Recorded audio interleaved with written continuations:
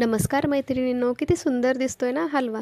तर चला आज आपण बनवूया हलवा. यासाठी मी 2 किलो गाजर घेतलेला आहे. त्याचं वरच्या साईडचं कट करून मी वरचं साल पण काढून घेणार आहे. कारण काय होतं, कधी कधी आपण हलवा खाताना दाताखाली कचकच लागतं, ते खडे असतात. त्यामुळे मी हे वरचं साल काढून घेणार आहे. जर तुमच्याकडे खूप वेळ असेल तर थोडा वेळ तुम्ही पाण्यामध्ये गाजर ठेवून स्वच्छ धुवून घेतले तरी चालतील आणि वरचं साल नाही काढलं तरी चालेल.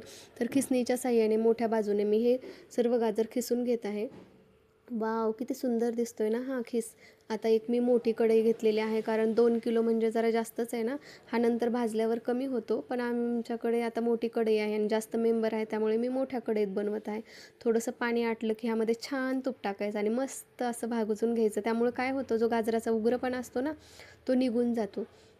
आणि छान आता भाजून घ्यायचं आहे.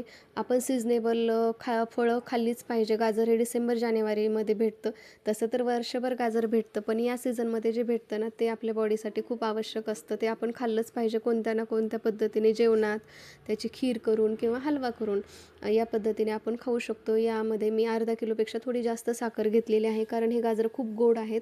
आणि 1.5 लिटर दुधाची साय काढून घेतलेली आहे. जर तुम्ही साय टाकणार नसाल तर दुधाचं प्रमाण जास्त टाकू शकता.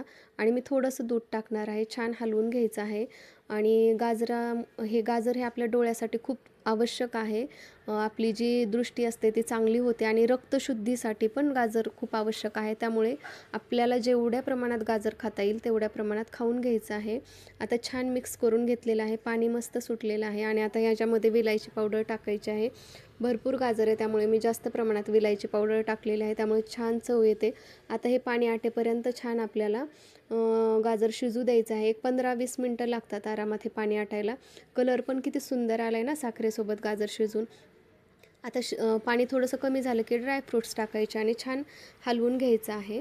आणि मी दरवेळेस काय करते, या हलव्यामध्ये खवा टाकत असते, पण डेअरीमध्ये यावेळेस मला खवा भेटलाच नाही, त्यामुळे मी तिथून पेढे घेऊन आले आणि पेढे टाकले. आता तुम्ही जर गाजराचा हलवा करत असाल तर नक्की खवा किंवा पेढे टाकून करून बघा. खरंच खूप सुंदर लागतो. ज्याला हलवा आवडत नाही ना, त्यालासुद्धा या पद्धतीने बनवून जर तुम्ही हलवा खायला दिला ना, तर तो दुसऱ्या वेळेस आपोआप मागून खाईन. आता मस्त हलवा तयार झालेला आहे. शेवटी तूप टाकायचं भरपूर असं आणि हलवून घ्यायचं. आणि मैत्रिणींनो, जर तुम्ही चॅनलवर नवीन असाल तर चॅनलला सबस्क्राईब करायला विसरू नका, कारण आम्ही जे छोटे यूट्यूबर असतो ना, त्यांना सबस्क्रायबरची खूप आवश्यकता असते आणि एक व्हिडिओ बनवताना खूप सारा वेळ आमचा जातो. आणि जर तुम्ही सबस्क्राईब केलं तर त्याचा फायदा आमच्या व्हिडिओला नक्कीच होतो.